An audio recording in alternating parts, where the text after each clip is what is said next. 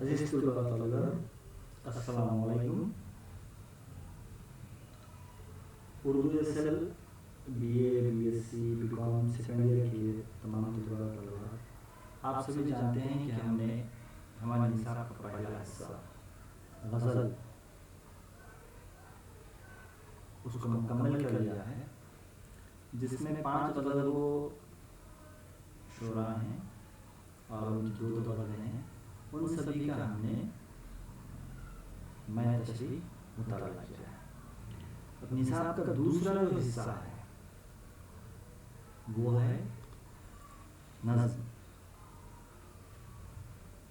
غزل کے بعد اردو ادب میں شعری اصناف میں اگر سب سے زیادہ جس صنف کی تبادمائی کی گئی ہے یا دیکھنے میں ملتی ہے وہ ہے نظم. آج ہم سمجھنے کی کوشش کریں گے کہ نظم کسے کہتے ہیں، تاکہ ہم جو جس طرح سے غزل کے بارے میں کہا گیا ہے کہ غزل کا ہر شعر مکمل اکائی ہوتا ہے، اس کے ساتھ ساتھ اس میں مطلع آتا ہے، اس میں دوبارہ مطلع ہے تو اسے حسن مطلع کہتے ہیں. خاک ردیف کی پابندی ہونی چاہیے. شاعر جس شعر میں اپنا تخلص استعمال کرتا ہے اسے مقطع کہتے ہیں. اس طرح سے غزل کی خوبیوں کو ہم نے دیکھا تھا. تو ویسے ہی آج ہم نظم کی تعریف اور اس کی مختصراً حیت دیکھنے کی اور سمجھنے کی کوشش کریں گے. اس کے بعد جو مفصل مطالعے کے لیے ہمارے نصاب میں نظمیں دی گئی ہیں ان نظموں کو دیکھیں گے. نظم کے معنی کیا ہے؟ ہم نظم کے معنی اگر لغوی معنی دیکھیں گے تو پرونے کے موتی پرونا. ہم اگر نظم کی تعریف کرتے ہیں بطور صنف، اگر نظم کو دیکھنا چاہیں گے تو ہم کیسے کہیں گے؟ نظم وہ صنف شاعری ہے جس میں کسی خاص موضوع سے متعلق ربط و تسلسل کے ساتھ اظہار خیال کیا گیا ہے. تو یہاں پہ یہ بات بتائی جا رہی ہے کہ نظم کون سی چیز ہے؟ وہ صنف شاعری ہے جس میں کسی خاص موضوع سے متعلق ربط و تسلسل کے ساتھ اظہار خیال کیا گیا. یہاں پہ جو شرط بتائی گئی ہے، ایک موضوع رہے گا، پھر اس کے بعد اس کے متعلق ربط اور تسلسل، یعنی کہ پہلے شعر میں جو بات پیش کی گئی ہے اسی سے جڑی ہوئی بات یا اسی کے سلسلے میں اگلی بات ہم کو دوسرے شعر میں کہنی پڑتی ہے. اس میں تسلسل ہونا چاہیے، ربط ہونا چاہیے، اور یہی ربط و تسلسل کے ساتھ جو اظہار خیال کیا جاتا ہے اس کو ہم نظم کہیں گے. اگر دیکھیں گے ہم تو اس کے برعکس ایک صنف ہم نے دیکھی تھی، وہ تھی غزل. وہ کس طرح سے؟ غزل میں ہم جب بھی دیکھتے ہیں کہ تسلسل اور ربط کی غزل میں قطعی ضرورت نہیں ہے.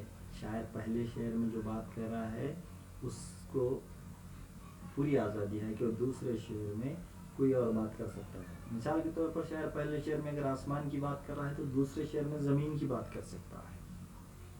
تو یہ جو خوبی ہے غزل میں، اس کے برعکس ہم کو نظم میں دیکھنے کو ملتی ہے. یعنی کہ نظم میں ربط اور تسلسل کا ہونا بہت زیادہ ضروری ہے، اور وہ بھی کسی خاص موضوع کے تحت.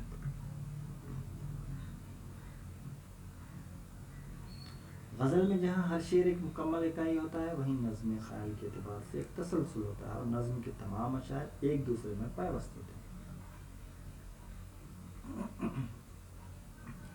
غزل میں ہم نے کہا جیسے کہ وہ غزل کا ہر شعر مکمل اکائی ہوتا ہے، یہ غزل کی خوبی ہے. جبکہ نظم میں جو خیال پیش کیا جاتا ہے وہ ایک تسلسل کے ساتھ پیش کیا جاتا ہے، اور نظم کے تمام اشعار ایک دوسرے میں پیوست ہوتے ہیں. پیوست ہونے سے مراد ایک دوسرے سے تعلق ہوتا ہے، ایک دوسرے کا سلسلہ ہوتا ہے، ایک دوسرے میں ربط ہوتا ہے، یہ ہم کو دیکھنے کو ملتا ہے۔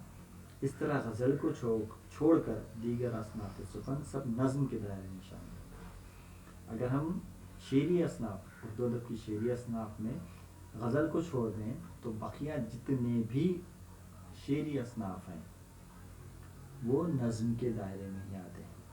چونکہ ہم اگر مثنوی کو دیکھیں گے تو مثنوی میں بھی ایک واقعہ پیش کیا جاتا ہے، ایک داستان، ایک کہانی پیش کی جاتی ہے، سلسلے وار ہوتا ہے، اس میں ربط ہوتا ہے، اور جو موضوع ہے، جیسا کہ مان لیجیے خطب مشتری ہے مثنوی، خطب مشتری مثنوی میں جو عنوان دیا گیا ہے اسی کی مناسبت سے اس میں اشعار لکھے گئے ہیں، ایک عشق کی داستان بیان کی گئی ہے۔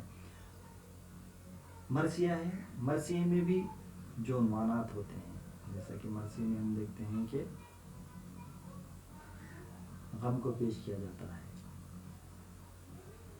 تو وہ بین، شہادت، غم وغیرہ، یہ تمام موضوعات کو اس میں احاطہ کیا جاتا ہے۔ تو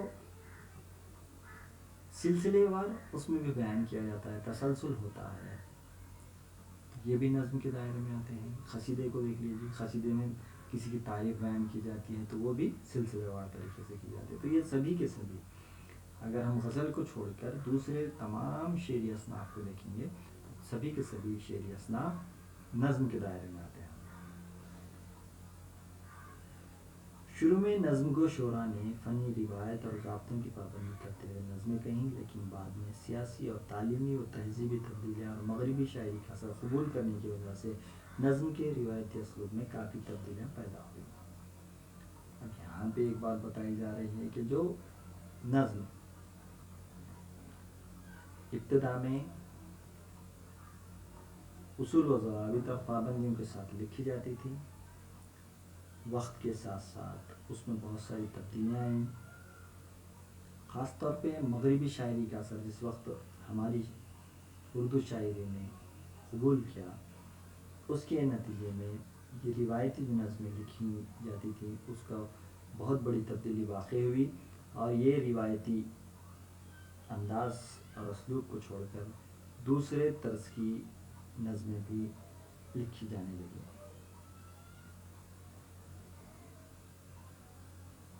یہ تبدیلیاں نظمیں پیش کیے جانے والے موضوعات و خیالات میں بھی نظر آتی ہیں۔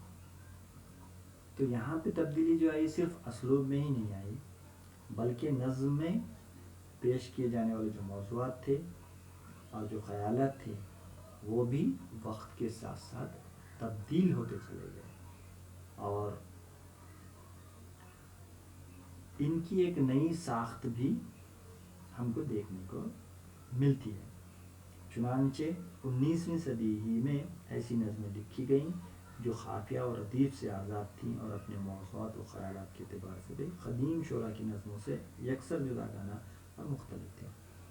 تو ہوا یہ کہ جو نظم خافیہ اور ردیف کی پابندی کے بغیر نہیں لکھی جاتی تھی، اب اس میں ایک نیا طرز، نیا طریقہ آ گیا کہ خافیہ اور ردیف کی پابندی سے آزاد بھی نظمیں لکھی جانے لگی، اور موضوعات و خیالات کے اعتبار سے بھی قدیم شعراء کا جو ڈھنگ تھا اس کو مکمل طور پر ہٹا دیا گیا، اور نئے اور مختلف طریقوں سے نظموں میں خیالات اور موضوعات کو پیش کیا جانے لگا۔ اور یہ جو خافیہ ردیف کی پابندی سے بری جو نظمیں ہیں یا پھر اپنے موضوعات و خیالات کے اعتبار سے روایتی جو انداز ہے اس سے مختلف ہیں، ان کو نظم مرہ اور نظم آزاد کہا جانے لگا۔ یہ نظم مرہ اور نظم آزاد، ان دو قسموں میں جدید دور میں یا 21ویں صدی میں نظمیں لکھی جانے لگی، لیکن ان نظموں میں ہم کو وہ پہلے والی جو بات قدیم نظم گوئی میں دکھائی دیتی ہے وہ اس میں دکھائی نہیں دیتی ہے۔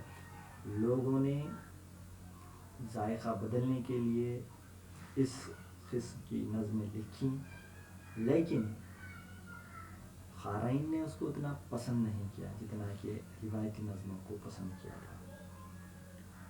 تو اس طرح سے اردو ادب کی ایک اہم صنف نظم جو بہت ہی قدیم ہے، اس میں ہم دیکھتے ہیں جو چیزوں کو اہمیت دی گئی تھی، جیسے کہ کسی خاص موضوع کو تسلسل و ربط کے ساتھ بیان کرنا، اظہار خیال کرنا نظم کہلاتا تھا. اب وہ سلسلہ 21ویں صدی کے آتے آتے مغربی ادب کے زیر اثر ختم ہوتا چلا گیا، اور اس کو نئی شکلیں اس کو یا نئی قسمیں اس کی شروع ہو گئیں جو قافیہ اور ردیف کی پابندی سے آزاد تھیں، جس میں نظم مرہ اور آزاد نظم کہا گیا. یہ جو نظم ہے، روایتی جو نظم ہے، وہ غزل سے بالکل مخالف ہے. جس طرح سے غزل میں یہ بات دیکھنے کو ملتی ہے کہ خیال جو پیش کیا جاتا ہے وہ الگ الگ جدا جدا ہوتا ہے. مطلب ہر شعر میں غزل کے مختلف خیال کو پیش کیا جاتا ہے، لیکن نظم کا جو خیال نظم میں جو خیال پیش کیا جاتا ہے وہ تسلسل کے ساتھ، ربط و تعلق کے ساتھ پیش کیا جاتا ہے، اور ایسا لگتا ہے کہ نظم کے جو اشعار ہیں ایک دوسرے میں پیوست ہیں. اسی وجہ سے اردو شاعری کے جتنے بھی اصناف ہیں، سبھی کے سبھی اصناف غزل کو چھوڑ کر نظم کے دائرے میں آتے ہیں، چاہے وہ قصیدہ ہو، مرثیہ ہو، رباعی ہو، یا اور بھی جو اصناف ہیں.